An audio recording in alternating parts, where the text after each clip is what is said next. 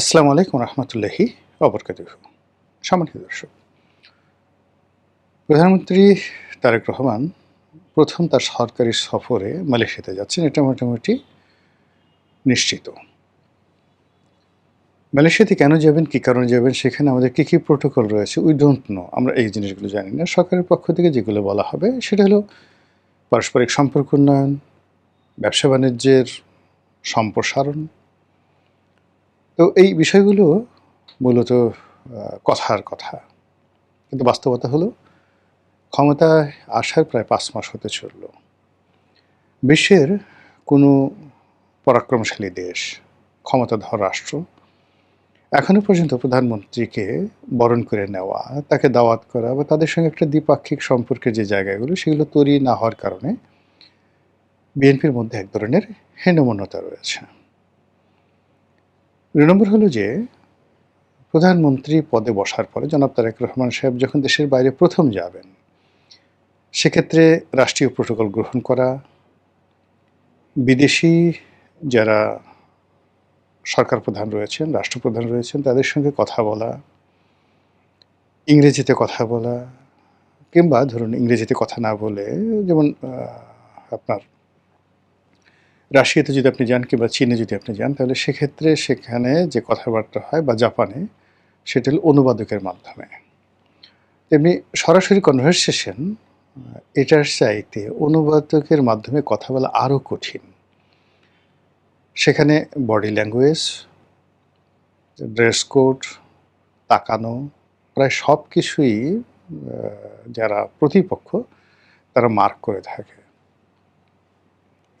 এবং এটা আমি দেখেছি, মানে নিজে এরকম কয়েকটা সরকারি সফরে যখন গিয়েছি, এরকম অনুবাদকের মাধ্যমে যখন কথা বলতে হয়েছে, সেটা ভীষণ রকম একটা মানসিক অশান্তি তৈরি করে। ধরুন আমি ইংরেজিতে বললাম, ওটা জাপানি ভাষায় অনুবাদ করে দেওয়া হলো, বা কিংবা আমি বাংলায় বললাম, তো এরপর সেটা ইংরেজিতে অনুবাদ করলো কেউ, এরপর আবার সেটা জাপানিতে অনুবাদ করে জাপানি লোকদেরকে শোনানো হলো। এ ধরনের যে বৈঠক খুবই, যাকে বলা হয়, সংবেদনশীল হয়। তো সেক্ষেত্রে প্রধানমন্ত্রী চীন সফরে যাচ্ছেন, সেখানে সঙ্গতি কারণেই তাকে অনুবাদকের মাধ্যমে চীনের প্রেসিডেন্ট বা প্রধানমন্ত্রী তাদের সঙ্গে কথা বলতে হবে। সে প্রসঙ্গে পরে আসছে।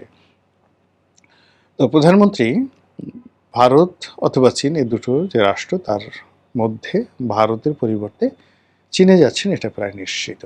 আর তার আগে মালয়েশিয়াতে তিনি যাচ্ছেন, এটি একটা স্টার্ট আপ। স্টার্ট আপ হলো যে বিদেশে একটা সফরে যাওয়ার যে প্রস্তুতি দরকার, একটি বিদেশের রাষ্ট্র কীভাবে তাকে প্রোটোকল দেয়, সেই জিনিসগুলো হজম করা দরকার। আর তার সঙ্গে সঙ্গে মালয়েশিয়া তার পুরনো, যাকে বলা হয় পরিচিত, মানে যাকে বলা হয় শহর, দেশ। তার ছোট ভাই আরাফাত রহমান কোকো দীর্ঘদিন সেখানে ছিলেন, তিনিও বহুবার সেখানে গিয়েছেন। কাজেই সেই মালয়েশিয়াতে গিয়ে তাদের রাষ্ট্রীয় প্রোটোকল গ্রহণ করা বা তাদের সাথে কথাবার্তা বলা, বার্গেনিং করা, এটা তার জন্য কোনো সমস্যা হবে না। এবং এখান থেকে তার যে সাহস সঞ্চয় হবে, সাবলীলতা আসবে, সেটা নিয়ে চীনের রাজধানী বেইজিংয়ে তিনি যদি যান, বা চীনের গ্রেট হলে যদি তাদের কোনো বৈঠক হয়, তাহলে ওটা তার জন্য অনেকটা স্বস্তিদায়ক হবে। তো সেই ক্ষেত্রে চীন যাওয়ার আগে মালয়েশিয়াতে যে যাওয়াটা, এটা সরকারের পক্ষ থেকে যাই বলা হোক না কেন, আমার কাছে মনে হচ্ছে এটা একটা স্টার্ট আপ। আর এর বাইরে অনেক নেতিবাচক কথাবার্তা বলা হতে পারে, থাকতে পারে, সেটা যারা নেতিবাচক চিন্তা করবেন, কথা বলবেন, এটা তাদের ব্যক্তিগত বিষয়। আমি যেটা জাতীয় স্বার্থে সংশ্লিষ্ট বা জাতীয় স্বার্থের সাথে জড়িত যে বিষয়গুলো, সেই বিষয়গুলো নিয়ে আলোচনা করার চেষ্টা করছি। প্রথমত হলো যে এই মুহূর্তে চীন সফর যাওয়া মানে সরকারের যে রাজনীতি, দেশের যে জাতীয় স্বার্থ, এবং বাংলাদেশ বনাম চীনের যে কূটনীতি, আঞ্চলিক রাজনীতি, সব মিলিয়ে আমাদেরকে, সরকারকে এবং জনাব তারেক রহমান সাহেবকে মারাত্মক কতগুলো ঝুঁকি নিতে হবে। প্রথম ঝুঁকিটা হলো, ধরুন চীনে গেল, এখানে চীনে যাওয়া মানে চীনের সঙ্গে একটি কৌশলগত সম্পর্ক স্থাপন করা, চীন, পাকিস্তান, রাশিয়া, এই বলয়ে ঢুকে পড়া, এগুলো একটা। আর চীনে যাওয়া, ভারতকে ইনভাইট করা, যে দেখো দেখো চীন আমাদের সঙ্গে খুব ভালো সম্পর্ক করতে চাচ্ছে। আমরা শুধুমাত্র তোমাকে যাকে বলা হয় সুযোগ দেওয়ার জন্য এখনো হা করে বসে আছি। কিন্তু তুমি যদি আমাদেরকে শেখ হাসিনাকে চাপিয়ে দিতে চাও, আওয়ামী লীগকে চাপিয়ে দিতে চাও, তাহলে আমরা কিন্তু চীনে চলে যাব। এই যে ভারতকে একটা প্রলোভনে ফেলা বা একটা চাপে ফেলা, এই অবস্থা সরকারের নেই। কিন্তু পরিস্থিতিটা আসলে তাই হবে। এখানে যেহেতু নতুন সরকার, সেই নতুন সরকারকে অনেকগুলো বিষয় চিন্তা করতে হবে।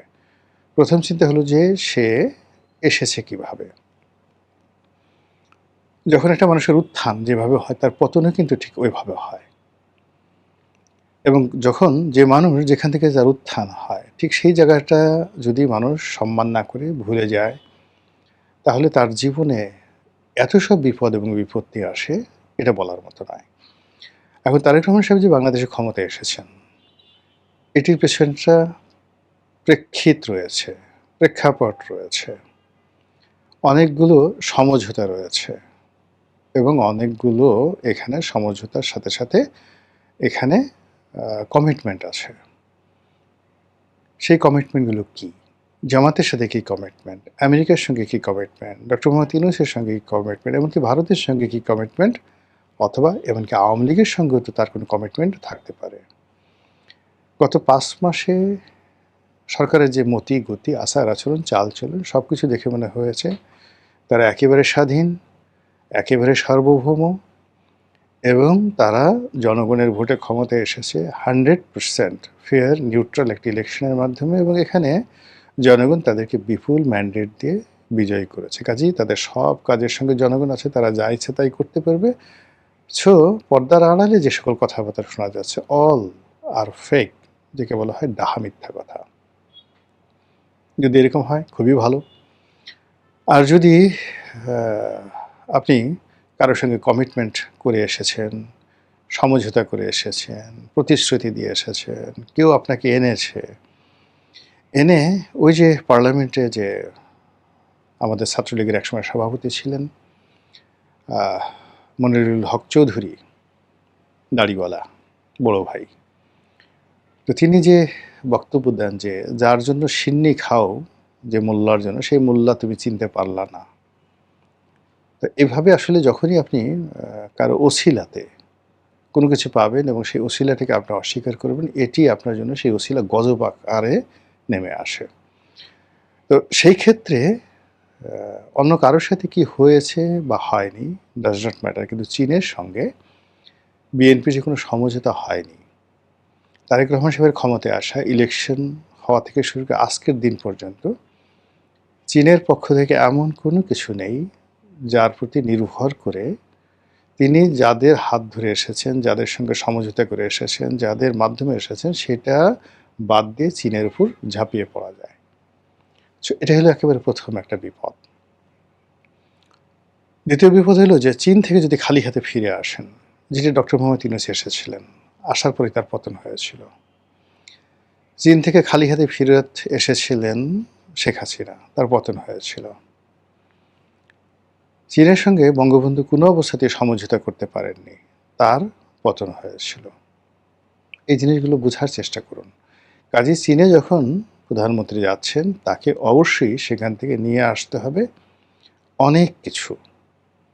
আর চীন এখন তাকে কোনো কিছুই দেবে না যতক্ষণ না পর্যন্ত তার মাথার উপরে মার্কিন যুক্তরাষ্ট্রের খড়গ থাকবে, মার্কিন যুক্তরাষ্ট্রের বাণিজ্য চুক্তি থাকবে, মার্কিন যুক্তরাষ্ট্রের নিষেধাজ্ঞা থাকবে। এই ক্লিয়ার না হওয়া পর্যন্ত কখনোই চিন্তাকে গ্রহণ করবে না। জিনিসটা একেবারে এরকম যে আপনি এবারে কনজারভেটিভ মুসলিম, কনজারভেটিভ মুসলিম একজন সুন্দরী নারীকে আপনি বিয়ে করতে চান, মন প্রাণ দিয়ে আপনি ভালোবাসেন, আপনাকে তার প্রয়োজন, কিন্তু সে অন্যের স্ত্রী। এজন্য সেখান থেকে আপনার তালাক নিতে হবে, স্ত্রীর যে ইদ্যৎকাল সেটা পূর্ণ হতে হবে, আদারওয়াইজ আপনি কোনো অবস্থাতে তাকে গ্রহণ করবেন না। চীন ঠান্ডা জাতি, মাথা গরম করা জাতি নয়।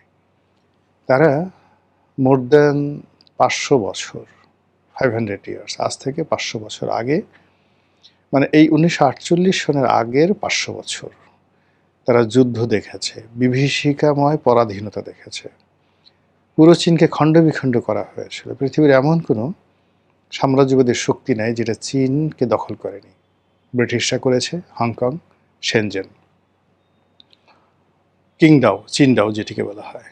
এখানে জার্মানরা উপনিবেশ স্থাপন করেছিল। সাংহাই ইংরেজদের দখলে ছিল। ফ্রেঞ্চদের কলোনি ছিল। জাপান বিরাট একটা অংশ দখল করে রেখেছিল। তো এই যে কর্তৃত্ববাদী চীন, মোর দ্যান 500 ইয়ার্স তারা এই পরাধীন ছিল। বহুবার তাদের মধ্যে অনেক যুদ্ধ হয়েছে, সিভিল ওয়ার। তারপর এমনকি সেই চৈনিক বিপ্লবের পরে এখানে কয়েক দফা, প্রথম বিশ্বযুদ্ধ, দ্বিতীয় বিশ্বযুদ্ধ, এরপরে চীনা বিপ্লব মাও সেতুংয়ের নেতৃত্বে, চীনা বিপ্লবের পরে প্রতি বিপ্লব, এরপরে দেং জিয়াওপিং এর নেতৃত্বে অর্থনৈতিক রেভলিউশন, ফাইন্যান্সিয়াল রেভলিউশন, এই পুরো জিনিস তারা দেখেছে, অনুভব করেছে, বুঝেছে। এবং চীন আপনি যদি যান দেখবেন প্রতি 6 মাস অন্তর অন্তর আপনি যান বা 3 মাস অন্তর অন্তর যান, যে শহরই যান না কেন আপনি কিছু পরিবর্তন দেখতে পাবেন। তারা শুধু উন্নতি লাভ করছে। তো কাজেই সেই চীনের সঙ্গে কোনো হাঙ্কি পাঙ্কি চলবে না। 100% আপনাকে সৎ এবং অনেস্ট হতে হবে। চীন এখানে তাদের ঘাঁটি করতে চাচ্ছে।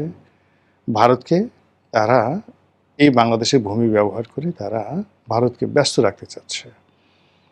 চীন সাধারণত কোথাও সামরিক উপস্থিতি তারা এখনো পর্যন্ত যাচ্ছে না, কিন্তু বাংলাদেশে তারা তাদের সামরিক বাহিনীর উপস্থিতি কনফার্ম করতে চাচ্ছে। তারা ভারতের 7 সিস্টারকে হুমকি দিতে চাচ্ছে, ভারতকে ভয় দেখাতে চাচ্ছে। বিনিময়ে বাংলাদেশের যা যা দরকার অবকাঠামোগতভাবে করবে, কিন্তু মাগনা নয়।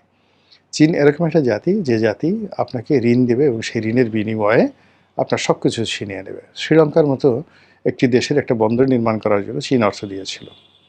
শ্রীলঙ্কা